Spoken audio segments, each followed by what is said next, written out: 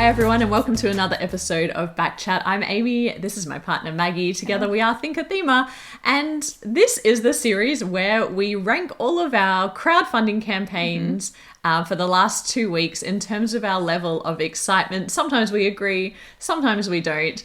This week we are actually recording this on Friday, so it's quite early.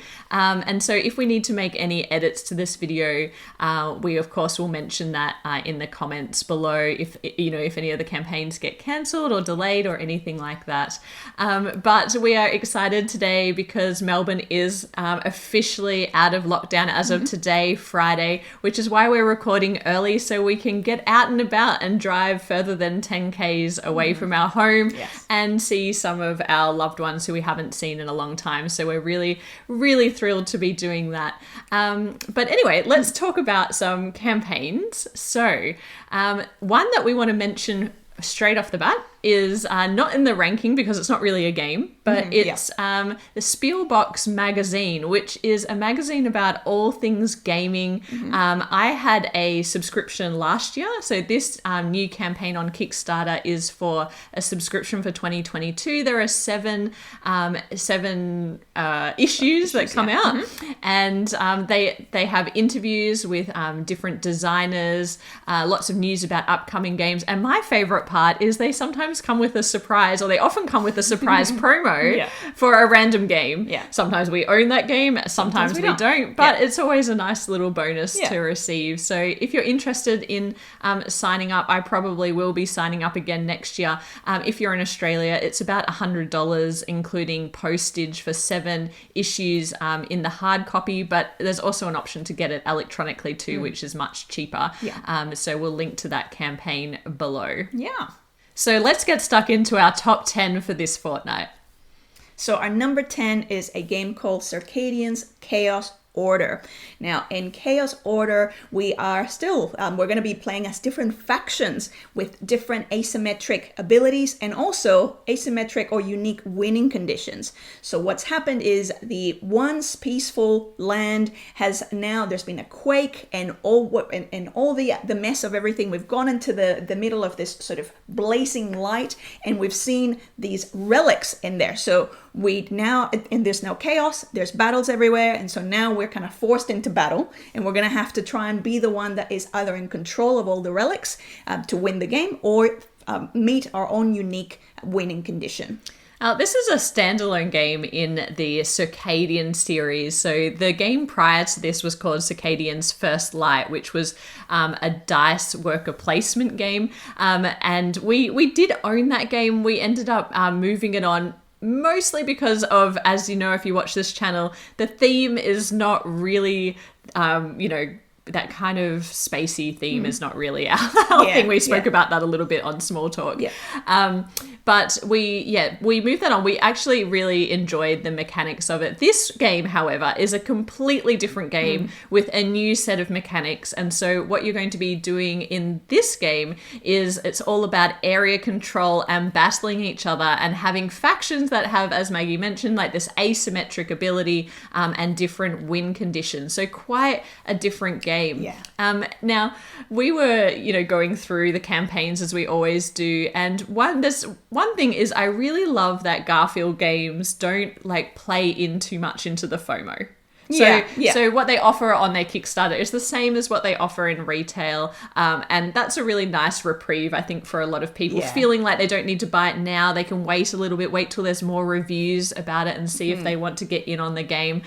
You know how I love a bit of FOMO, but to be honest, this is much better for my wallet. And mental well-being as well. And mental well-being. But on the campaign page itself, I wish there was more detail about how it played. To find out how it played, I felt like we had to troll through the videos quite a lot and watch other people playing the game. I wish there was a more succinct summary of just the main movements that you're doing. In fact, I wish all campaigns had that, but this one I found a bit difficult. And when you go to the BGG page, it's also very thematically I would say 90% of the description is theme, which obviously I'm just looking for how does it play. I can tell you thematically how it plays. No idea mechanically how it plays, but essentially it's going you're going to be researching and constructing buildings. You're going to be harvesting for resources, recruiting troops essentially, and upskilling or leveling them up, and then battling And going into battle. Yeah. How? Mechanically?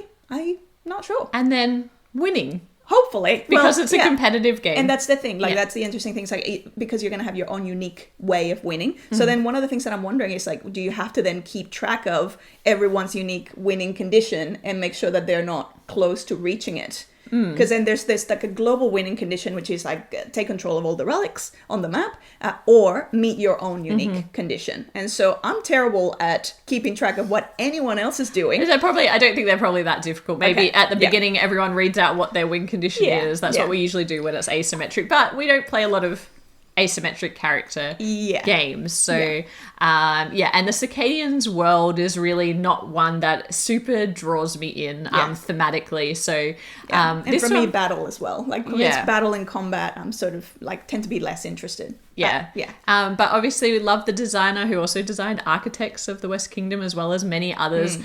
So we'll be keeping an eye out on this and perhaps picking it up at retail or playing it, at somebody else's table. But go check that out if you're interested. That is our number 10, Circadians Chaos Order. Our number 9 is a game called Corral. Now, Corral is actually a city in South America, well, in Peru, and that is actually a settlement, a fairly recently discovered settlement that actually turns out to be the oldest settlement in the whole of South America, which is a really kind of fascinating civilization that they're still very much kind of uncovering and trying to learn what was, what their civilization was like, what their daily life was like. It seems like it was actually really peaceful, which I like. So Corral is actually about building. We are constructors or builders, and we're trying to help construct all the different temples or pyramids that are now part of kind of the ruins that they've been finding. And the way we're going to be doing this is we're going to be kind of making sure that we're staying ahead of the architect and moving in this spiral path, doing all sorts of different resource collection and managing, and then using our alpacas to kind of move further along, and then using our workers to help us construct these temples. Yeah, and the most interesting, there's a couple of things that are interesting about the mechanics of this game. One is you do need to stay ahead of that architect. The architect is going to be moved by each player on their turn, and they kind of get some influence over how far that architect is moving. So that is the first way that you can kind of disrupt your opponent's plans. The other thing that's interesting is that you're going to be building these pyramid-like structures all over the board, and they are going to be barriers to movement for yourself and opponent. So you can only move a certain number of steps. If there's a building that pops out of nowhere, a pyramid that pops up, then you need to stop there, which obviously gives you less stretch in your movement. So that's the other interesting thing. Each player is also going to have a hand of cards, and these are multi-use cards. Probably my favorite element of the game is the fact that at the end of this spiral, you are going to be basically involved in a bidding I guess it's a bidding war. Offering. Yeah. So Sorry, thematically it's an offering, but mechanically you are all putting forward as many cards as you can of the same type in order to win this little competition that is going to either grant you a benefit or have some drawbacks if you don't come first. But what's interesting about this is that the cards in your hand also give you benefits along the spiral path. And so it's a real trade-off between saving your cards until that end game moment, or end round moment, I should say, or using them along the way to elongate your turn. So I really liked that about it. We should say all of this knowledge is coming from the fact that we do have a prototype copy of this game. However, we've been in lockdown for so long that we've only been able to play this game at 2 players. And, to be completely transparent, we felt that this game had quite a bit of work to do in terms of the 2-player scaling. It just didn't have the tenseness that the tenseness I'm describing in the mechanics. I could see how that would be better at 3 or 4 players, but it just wasn't coming together for us. On top of that, The modules, we know that they're still going through quite a bit of development. Yeah, they're still work in progress in terms of improvements. Yeah, and the modules that we play tested, they were okay. They did make the game more complex because you can play it at its base, or you can play it with all of these modules thrown in. Even when we threw everything into the mix, we still felt like there wasn't they weren't bringing enough to the core game to make more of a interesting experience by leveraging each of those different strategies. Yeah. And finally about this game is we are always talking about cultural representation and making sure that cultural consultants are engaged with the game. I believe they have not done that here. There is, this is a world that nobody knows a lot about. It's fairly recent in terms of the discovery, so there isn't well established. Obviously, there are key historians who are working on it, and I believe they did try and contact them, but weren't successful in that. And I guess sort of like, because it's like, well, we don't necessarily know that much, but still, it's like we are, it's a different continent's culture that you are looking because I still believe that even if we know nothing about it, that culture belongs to the Peruvians. And so I think Peruvian historians would know a lot more about, what that life would have been like. And so, I think it's an interesting theme. I wish it, I hope that they consult more with some historians, but the game itself, for us, needed a little bit more work. It is by the designer of Carcassonne, which is what made us so interested in this game to begin with. But in the vein of that, it does feel a little it felt way more family weight than probably a heavy strategic gamer, at least at this point of development. But, we still gave it, it's still in our top 10, and we still think that there's definitely interesting potential there in some of the unique mechanisms. It is very, and this is the word that keeps getting thrown around, it is very accessible in terms of like, it's very easy to kind of get, this is what we're trying to do.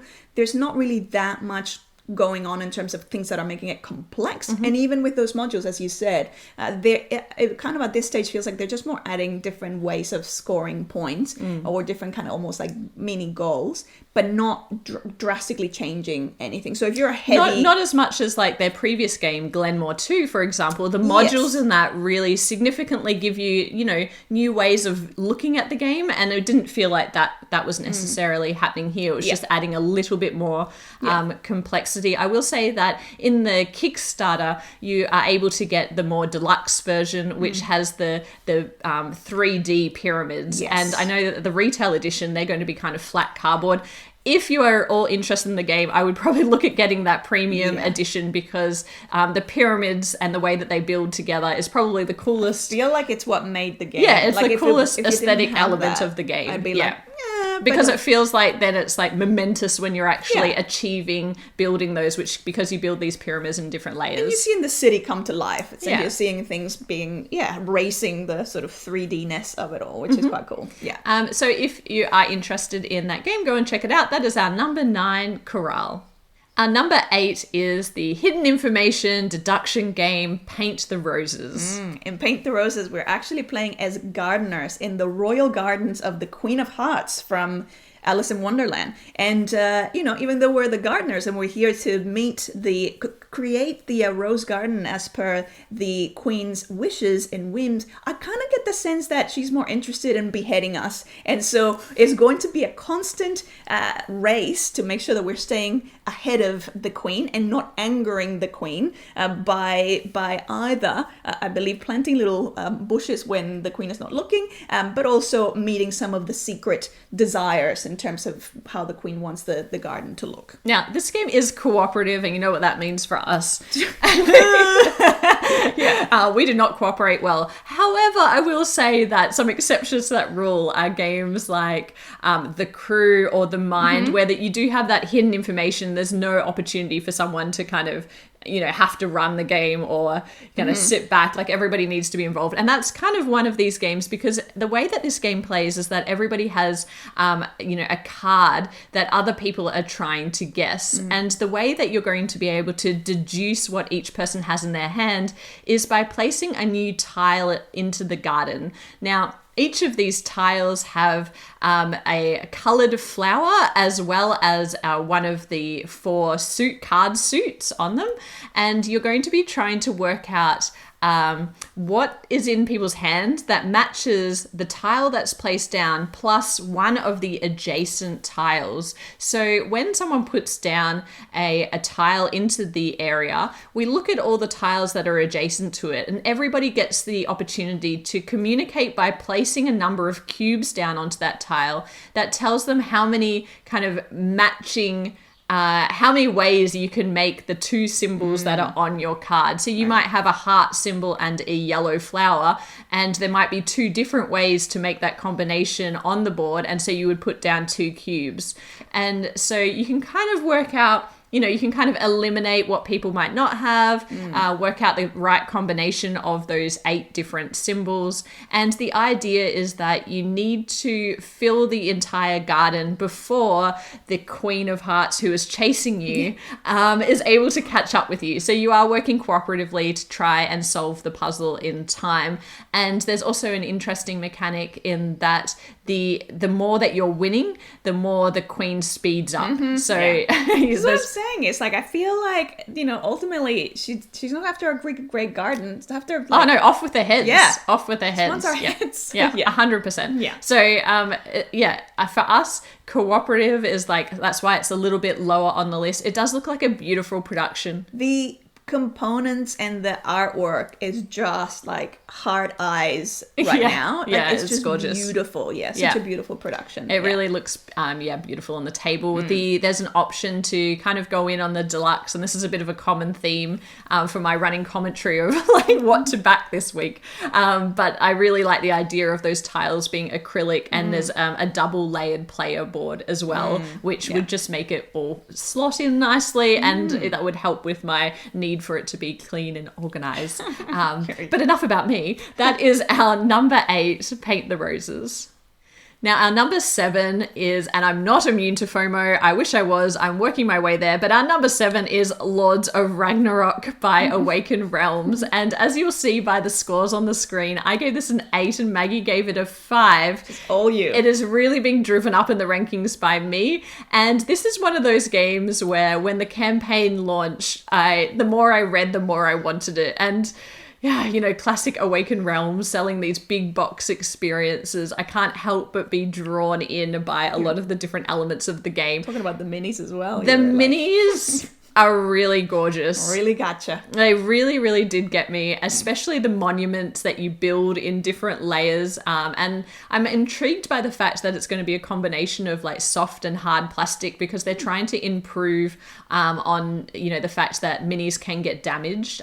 So this game is a successor to Lords of Hellas, which we have not played. But and this is a type of game where you would look at it and think, Maggie and Amy, dudes on a map. And you'd be right, at least for me. Dudes on a map, fighting, Nordic mythology, which I actually don't mind, mixed with sci-fi, in terms of thematic. And it was the Nordic side of things that drew me in more than the sci-fi. But I actually really am intrigued by the characters and that blend of themes.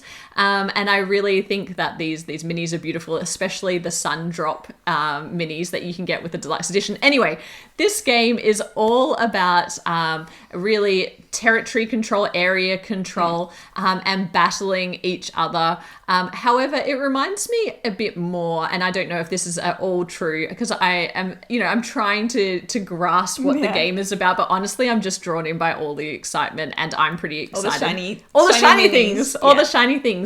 But it definitely gives me like Blood Rage vibes, where you are going to be, kind of moving around this map, but there's also currency and resources that you're going to need by way of the rune stones. And I don't even know what to say. Yeah. I'm just really intrigued by the game, and I think that they've done a really good job of offering like exclusives that are kind of meaningful and interesting, and that make me want to get in on the game. I have to say, I always enjoy games that have multiple ways to victory. It's not just one winning condition. So I believe there's 4 different ways that you could win.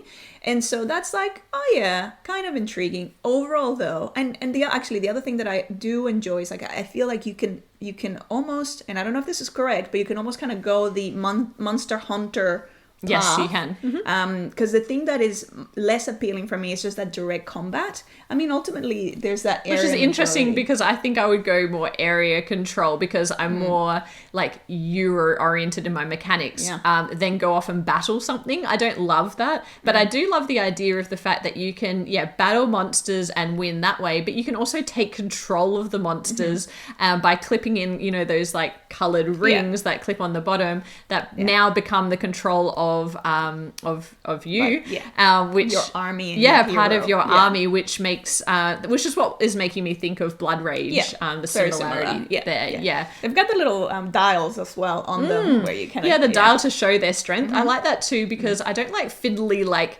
when you've got like their health over here and bits and pieces and things. Having it all on the little mini and then having it on the board so everybody can. That's like more like open information.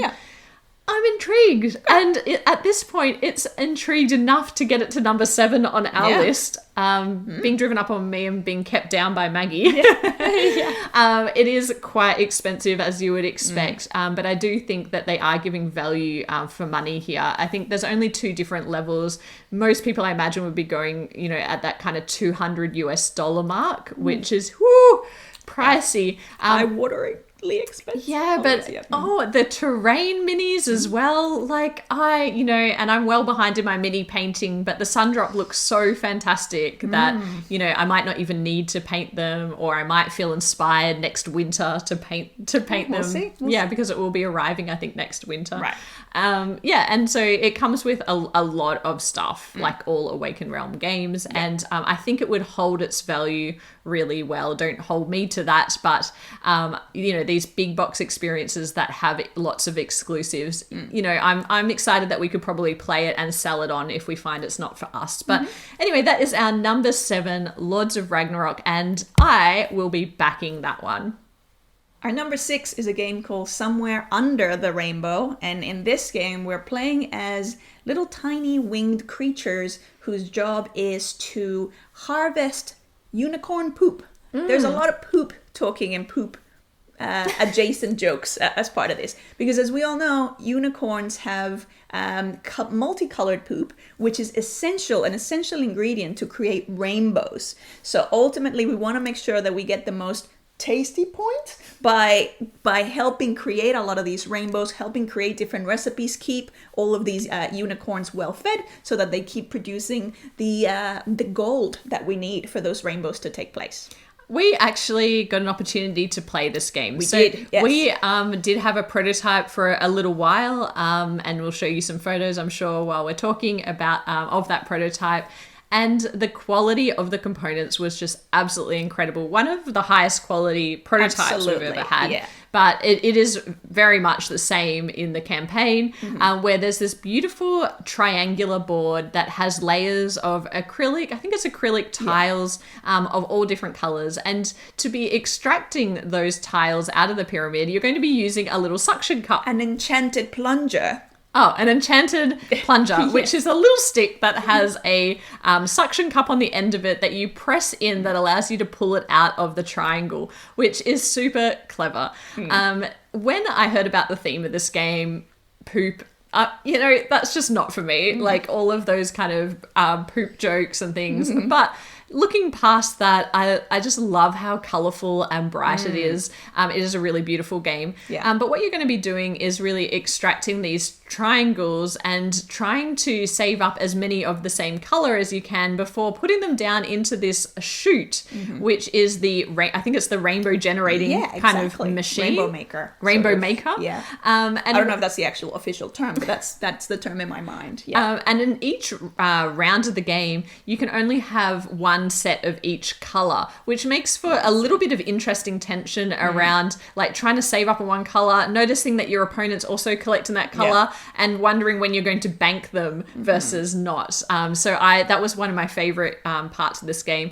You're also collecting cards, and there's like a bit of like order fulfillment going on. And I think that this is a really nice introduction for kids into games. Very family friendly. Yeah, but not just that. I think that it is family friendly, but it's also kind of pushing into that idea, like a lot of different ideas that would help give them some skills to play harder games. So I think it's a really nice gateway game because there are a few different things going on. When you're moving around the pyramid, there's also like a spatial puzzle happening as well, because depending on what level or how many triangles are left within each space determines where you can move and if what there's you any can pick obstacles, up. if there's anyone in your way. So I think there's a lot of different little mechanical gems here that are like kind of coming together to make for a really nice learning experience. Just beautifully stunning. So stunning. So stunning. And the artwork of it, everything is, really, really beautiful. So for our taste and our gaming friends, obviously this game is too light for us to back, but certainly worth checking out if you do have some children in your family, or you're just excited about unicorn poop and a really bright and beautiful game on the table. That's not going to take too much brain power, but it's going to be beautiful. And it's going to be like, again, like that tactile element of those acrylic components and the little plunger and the like, it's just really nice. It is really nice. So that is our number 6, Somewhere Under the Rainbow. Our number 5 is a game called Snack Time. And this is a cute little roll and write. Yeah, it is a roll and write. It is a roll and write. And so in this game, we actually are going to be looking after 4 different monsters that live in the sewers. And what we want to be able to do is, as we're, using those dice and rolling those dice, is a couple of things. One, helping build the pipe sewage system to get them to one of the sewer exits. The manhole kind of. Yeah. So that they can eat pedestrians as they go past. The other thing that we're going to be doing with those dice is giving them abilities. So building up their abilities, because different pedestrians will have different abilities that the monster will need to have in order to be able to use them as their snack. So what you're going to be doing in this game is on your turn, you'll be rolling all of the die. And those die... Every time. The dice are going to have different pipe symbols on them that are similar to like a railroad ink, where you are trying to create like a network path from each of your monsters to, as Maggie mentioned, each of those like manholes. But the other 2 dice are going to give you different monsters' elements. So, whether that's their fang or their eyes. And you're going to be filling out the 4 squares that make up each of your 4 monsters. And where you place those is really important, because what's going on in this game is there's a bit of flipping as well happening in this roll and write. So it's a little bit of a flip and write. Conveyor belt as well. Yeah, there's like a conveyor belt of pedestrians that are walking past. And at the beginning of the game, you're going to be setting up each of those manholes, and each of the pedestrians are going to be wandering past them. And so in this game, there's a timing element, because you want to have the right monster grab the right human that's walking past to feed them. But what's interesting is that each of the pedestrians have symbols associated with them, and those symbols are the attributes that you're adding to each of your monsters, the eyes and the fangs. And so when that pedestrian walks past the manhole, you need to firstly have a network allowing you to get up to them. Then you need to match the symbols with the right monster. So there is quite a lot going on. And because those pedestrians are moving forward one turn at a time, it gives you time to like plan ahead. And you can kind of see, okay, this person's going to need 2 eyes in order to eat them. And I'm going to be able to do that, on the 4th manhole. So it's really interesting the way that those mechanics come together. And it did have us quite intrigued. I really like the artwork. I thought the artwork was really cool. Yeah, it's really cool. The other interesting interesting thing with it is like different pedestrians will have different, almost like will trigger police heat. So depending on obviously if they go missing, there's going to be quite a lot of interest, and so you're going to have to. That's another kind of way of having a timer for the game, because ultimately, if there's too much attention in going, where are all these pedestrians going, then our monsters obviously are going to get caught or be in trouble. Yeah, and that was kind of associated with the level of importance of the person or the pedestrian that's being eaten. How noticeable they're disappearing. Yeah, so notice there was like a young child, and that was associated with a lot of attention if that child went missing. Yeah. And then there was the poor homeless person, which had no attention, and that made us really sad. Because no one would know, or no one would raise the alarm, which is very sad, but also probably maps out to... Probably true, but also really depressing. Yeah. So that was one depressing element in what we think will actually be quite a fun game. It just seems like that is quite thinky, because there's a lot of planning ahead that you need to do.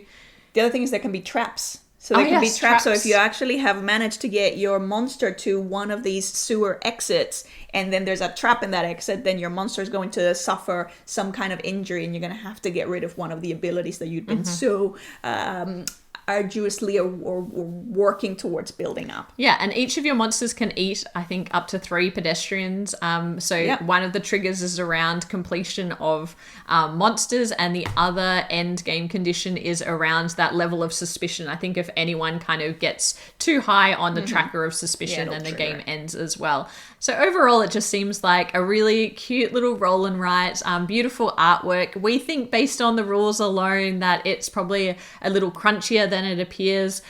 We are backing this one, and that's our number 5 snack time. Our number 4 is a set of 2 games, which is Dandelions and the Psychic Pizza Deliverers Go to Ghost Town. What a fabulous name. And this is coming to Kickstarter by Board Game Tables, who make a lot of really cute, lighter style filler games that we really enjoy. The production quality is always really lovely, except for their pens. But these 2 games are actually 2 Japanese games that are being re-illustrated and re-themed and brought into, I guess, the Western market. And I'm super excited to see more of that, because there are so many games obviously that exist that need to be translated, that don't have English rule books, and so I'm really excited to see these 2 come through. They're 2 quite different games. So Dandelions is a really small box game, and it's a roll and move, which most gamers would be like, oh, roll and move. But it's so clever. There are so many things that I like about this game.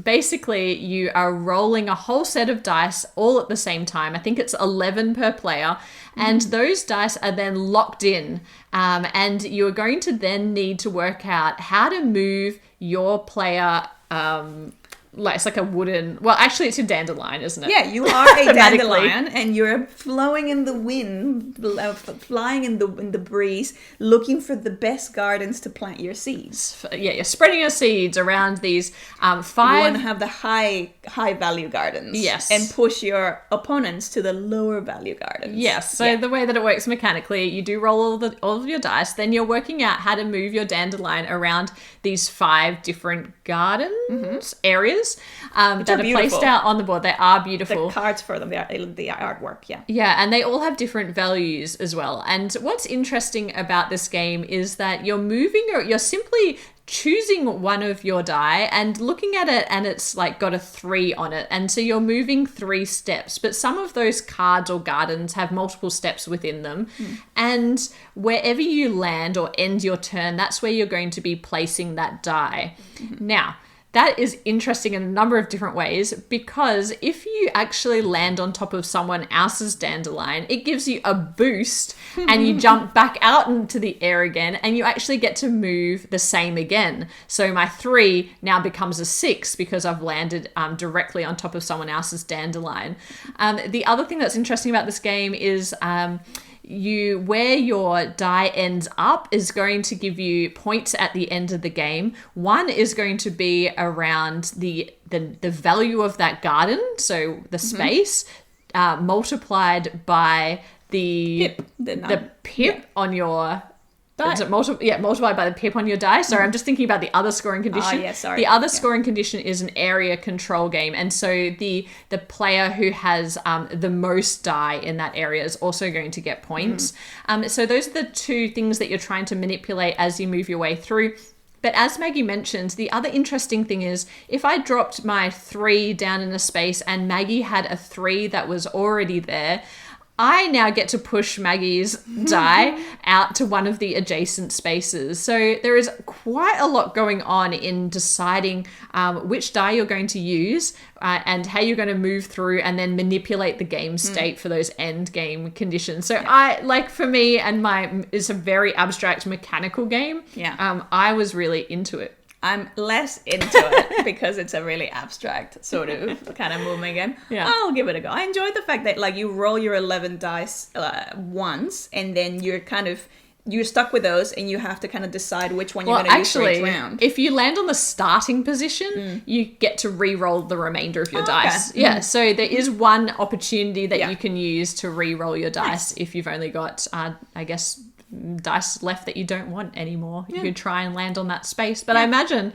that's going to be pretty difficult to plan out how you land on a particular space. So it's going to be highly tactical because you're going to be looking at, if you can land on top of someone else to move twice and all of that. So really interesting. I feel like it's a game where I'd have lots of AP. Maggie's going to hate playing with me because I'm going to take forever to evaluate which one of those dice to be playing it. No, I was going to say I'm going to have to be playing some kind of solo game on the side. But then you'll be like, but watch my turn. Why don't you ever watch what I'm doing? Oh, sorry that I want you to engage with me. The other game in this 2-game set is Psychic Pizza Deliverers Go to Ghost Town. And yes, I had to read that off the sheet because quite a title. It's quite a title. I believe it is the direct translation of the title, which is amazing. That's great. But the way that this works is you need a game master or the mayor, and the mayor is going to have a hidden 7x7 grid, and on that grid is going to be a number of different elements such as fences, houses, pizzas, ghosts, and also the other players are going to have a little deliverer meeple that is going to be somewhere on that space.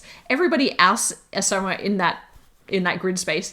Everyone else is going to have a much larger grid that is completely blank, and they are going to be asking the game master to move them one step at a time, generally speaking, through the map. And the game master is going to be able to give them information about what is surrounding them. And there's a couple of things that make this interesting. One is that there are fences in the game that stop your movement. So you can't move through a fence. But you also can't move off the game board. So the game master has a smaller grid structure than what you have. And so you're also trying to define where the bounds of this grid actually are. Yeah. But when you're asking about the surroundings, there's no differentiation between a fence and the end of the map. Yeah. And so you're trying to deduce, I guess, where you are in relation to the map, but also the game master is going to be giving you information about what's surrounding you. So with every move, Maggie would say to me, I would like to move east. And, if there's a fence there, I'm going to say, well, sorry, you can't move. Or I believe a ghost also stops your movement. But if you can move, I move you, and then I tell you where the fences are that are adjacent to you. Which could also mean the boundary of the map, as well as the different items that are around you. So I could say, Maggie, you've got 1 pizza and 2 ghosts surrounding you. And you are then going to be marking on your map, what the possibilities for those things could be. And ultimately, you were trying to get to your pizza and deliver your pizza to the right house. Yeah, the first one. Be the first one. Yeah.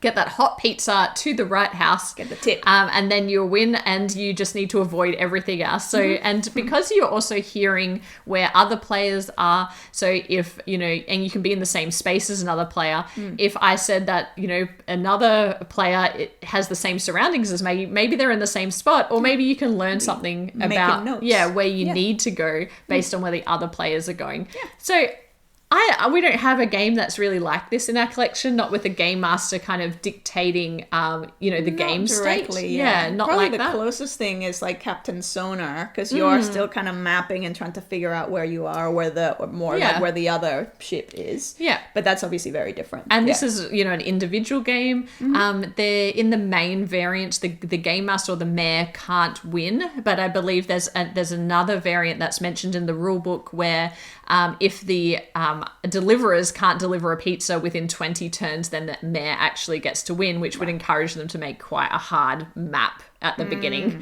So that makes sense. Yeah, so both games here we'll be picking up. I find their games really great value and really high quality. Hot tip that, usually in their pledge managers, you can also pick up their other accessories for board games, such as the little elastic bands that keep the boxes shut, and their amazing board game bag, which bags are great. Which we do use a lot. We have 2 of them and we use them a lot. Yeah. So we will be backing both of these games. That is our number 4, Dandelions and Psychic Pizza Deliverers Go to Ghost Town.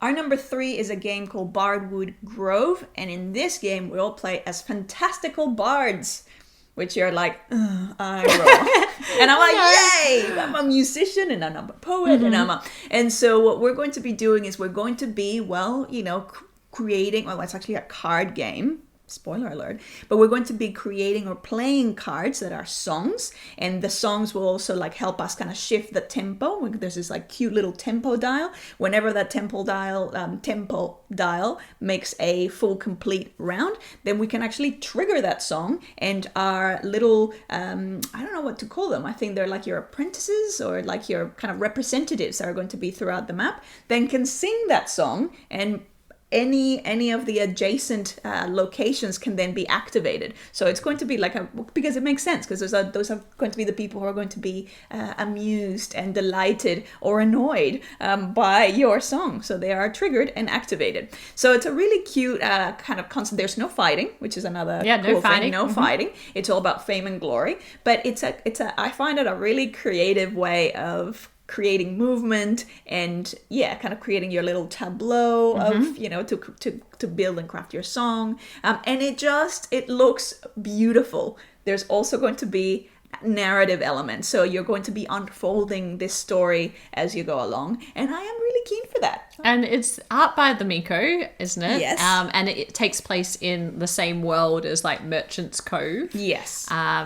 So this is from Final Frontier Games, the next in the series, and a completely different style as game well. It plays 1 to 4, and so I don't know how engaged you would be by it. I feel like you'll try it, but it might be something that I'll end up playing solo. Well, when I was assessing the game, I felt like it was very theme rich, but the mechanics didn't jump out as much to me. It is a deck builder, which, we both really enjoy deck building games. Yeah. But to me, it felt just I don't know, maybe my impression of it was that it would be a little light. Okay, I don't know if that's because of just the theme is giving me that impression. Yes. Yeah. Yeah. It's a lot of theme and narrative. So yeah. I'm keen and excited. I would be keen to give it a go. I like the tableau versus using the cards, deciding how you want to use the cards in your hand. I always enjoy that in a deck builder. The other thing is there's asymmetric ability. So each bard has their own kind of asymmetric ability and their own kind of instrument, and so you can kind of play to those strings or not. Yeah. And are we backing this game? I would say initially I was like, yes, let's back it. But then you're like, we're backing a lot this week. And I'm like, well, I am keen for it, but I'm happy to wait and play it, at someone else's house and then decide whether or not it's something that I want to have part of my permanent collection. If I'm backing Lords of Ragnarok at $200 US, I'm pretty sure that you get free choice of what else you would like us to back. But see, I don't feel like it's a competition or if you back, then I should be able to back. It's no, it's our collective money. So I feel like it's good to be responsible. And because it's you really do want to like, you really do have the FOMO. I don't tend to suffer from the FOMO as much. That is true. So I'm quite happy to just wait, check it out, and then buy later if I decide. And it has been possible to pick up Merchant's Cove, you know, since the Kickstarter fulfilled. So we should be able to pick it up. So we'll probably just assess whether we want to pay the postage and get the exclusives and then work out if we want to back it. We'll take that discussion offline. Yeah. So I'm looking forward to it. I'm keen for it, but I'm not like, I have to have it, I have to back it now sort of thing. Yeah, it's a beautiful theme and great to see more games that have no violence and in just them. It's a nice creative theme. So it's like, this is different. I want to try it. I want to go in that world and see what it's like. And I'll probably no doubt be singing the whole way through, and you'll be like, so annoyed. No, I love your singing. No. It's terrible singing, but you know. We're both not known for our musical ability in the singing sense. In the singing sense, yeah. No. Like I play a little bit of guitar. Not great, but you know, can kind of keep a tune. You can, and you write some songs too. Anyway, we digress. We're digressing. That is our number 3, Bardwood Grove. Our number 2 is a game that came out of left field for us, and that is For Glory, a deck building game. It's a reprint of, or a second printing of the base game, as well as the introduction of a new expansion called the Champions expansion. And this game, as I said, it was a surprise to us. I had not heard of this game until this campaign, and pretty excited about it. It's our number 2. We both gave it a 7. We both really, as we've mentioned in this video already, do enjoy a deck building game. This one I think is kind of interesting, and interesting enough that the mechanics are kind of, for me, the mechanics are outweighing the theme, because the theme is a gladiator battle theme. Well, you're a ludus or gladiator school owner, and so you're going to be recruiting and training up your gladiators to then put them into the arenas for battle and glory. Yeah, and it is originally a 2-player game, but I believe the new expansion opens that up to a 4-player game. But what you are basically doing, I'll talk about the base game first, because what you're doing in this game is you start with a deck of cards that has your, you know, like every good deck builder, really base level abilities. You've got some basic gladiators, and then you've also got some low level coin cards, I believe, that you begin with. And what you're going to be doing is upgrading that deck through spending coin to buy cards, but these cards are going to come from 3 different markets of cards. And that to me is really interesting, because you have to think about like how you are upweighting or downweighting your deck with these different cards. So some of them might be, I think you can add more currency cards, but also the main thing is that you're going to be upgrading your gladiators, which each have a different ability, and you're also going to be gaining tactic cards that allow you to, or cards that you're going to be using in the second phase of the game, which is the arena battle, to help you win that battle. And so you want to be fully equipped with all of these things before you go into that battle. But I love that the first phase is really all about the shopping. Like I love that in games, just like kind of like and working out how to, you know, carefully spend your money, because obviously you can buy one card that's way more expensive but super powerful. The other thing that I really enjoyed about this game, and probably brought it up in my estimation, is that you can park cards to the side, I believe, and then buy them back later for just $1. But the interesting thing about that is, so you can put them in a reserve so that you can choose to bring them back when you need them, but you have to buy them all back at the same time.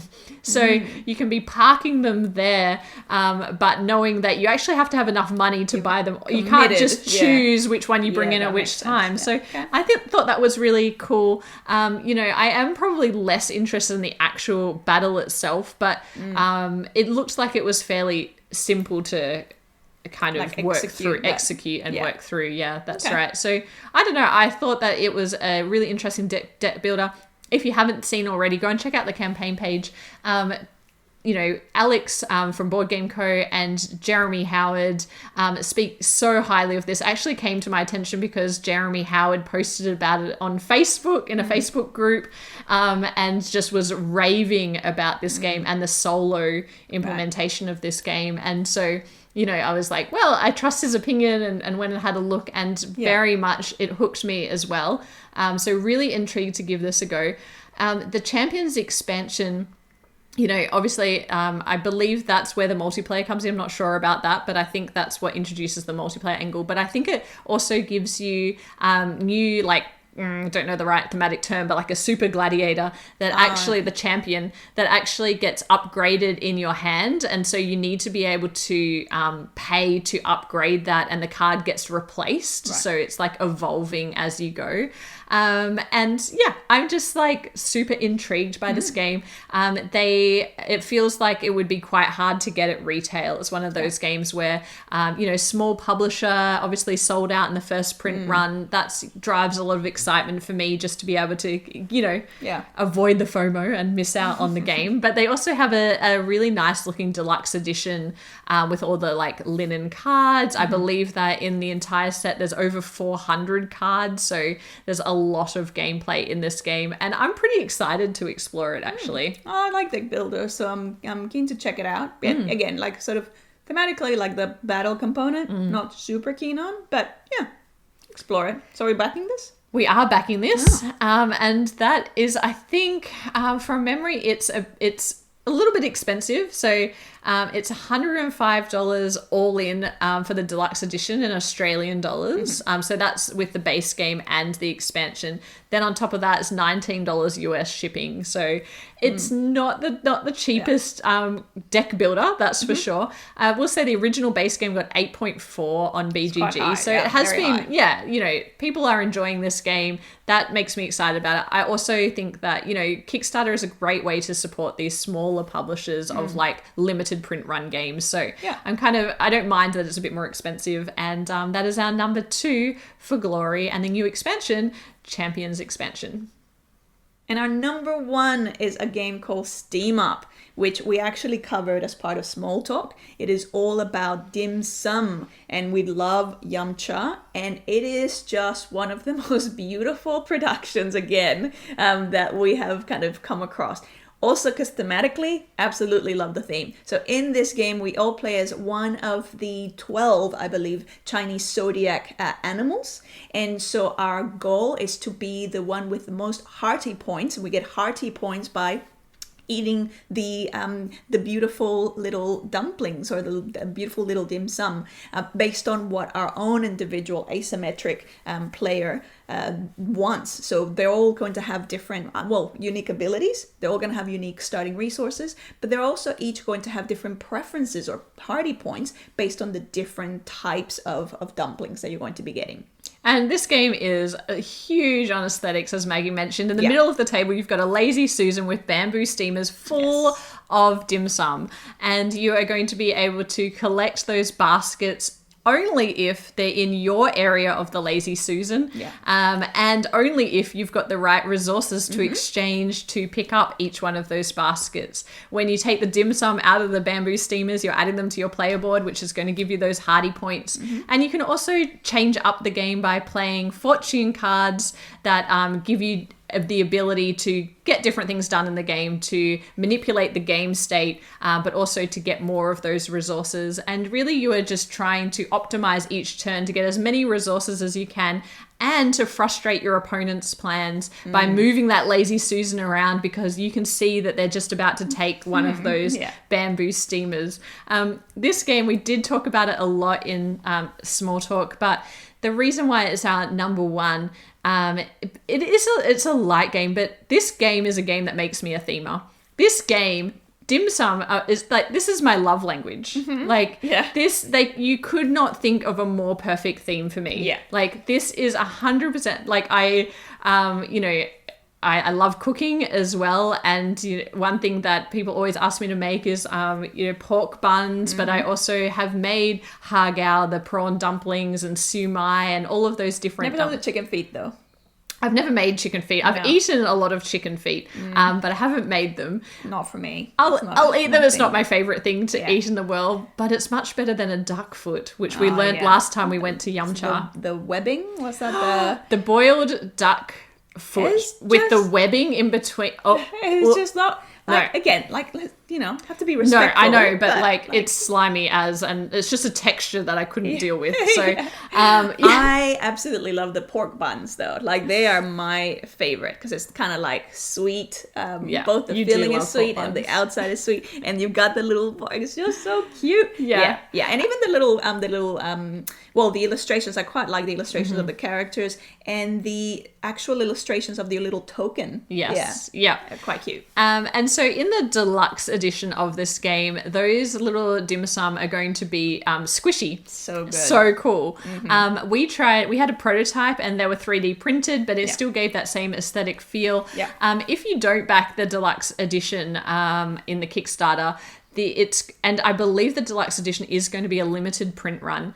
But if you get the retail edition, they are just like cardboard flat, sad, yum cha. They're still very pretty. They're still very tokens pretty. themselves are pretty, but it's come not the same. on, Like, the physical that 3D, squishies. Oh, that is really cool. So for me, that is 100% a reason to back at the in Kickstarter. Of course, I'm always looking for a reason. Yeah. And as of today, which is Friday, so well in advance of this video coming out, I think there's 2,000 people who've got the deluxe edition and only 100 who have got the retail edition. So everybody is seeing the value in like having like so much of this game is really about how beautiful it is on the table and the theme, and that really is going to help bring it to life. For us, the game is unfortunately probably a little light again for our gaming groups. I just can't think of an occasion where we would play this on, ahead of something that's a little bit more thinky. It is fairly straightforward. But that makes it a great gateway game. Or if you've got younger kids in the house. But it's actually hurting me not to back this game because I just love everything about it. I love how they've done it so authentically. Yes, and there's so much information in the rule book in terms of like additional flavor text. But additional almost like what dim sum etiquette and like the why and a bit more background as to different things. And there's just so much love and into every different element of it that I quite I'm going to end up backing this. So I know I'm going to end up backing this because I want to take it to a game day or something because it's just like the type of game where, people who are walking past who are maybe, not that haven't been that heavy into the hobby. It's just going to draw them in because of the look of it and teach them a few things about like resource collecting and fulfillment and all of those wonderful things. I am probably almost talking myself into backing this one. I was sure that we weren't because I do worry about like the lightness for us. But I mean, like they've just nailed it on theme. They've nailed it on theme. Aesthetics and theme. Yeah. It's amazing. So that is our number one. Go and check that out. That is Steam Up. So that is our top 10 for this fortnight. Thank you so much for tuning in. We are excited and full of energy to get out and about today. And we look forward to launching some more videos. It's probably going to be a little bit more hectic now that we're back in. Now that but also the good thing is like we're finally now going to be able to play games with more than just 2 players. So the pile of games that we have for like 3 or 4 players is almost overwhelming. Like tonight we are meeting with my sister and some friends to play a game and they're like, just bring a game. And we were just like, which one? Like what do we play first? But super excited, a bit overwhelmed, but really excited. But we'll be back with more content. Obviously we'll be back with Small Talk next week. In between, I think Maggie's got a solo game dropping this week. But thank you so much for tuning in. As always, your love and support in the comments always brightens our week. We hope that we brighten yours. Happy Monday, and we'll see you soon. But bye for now. Bye.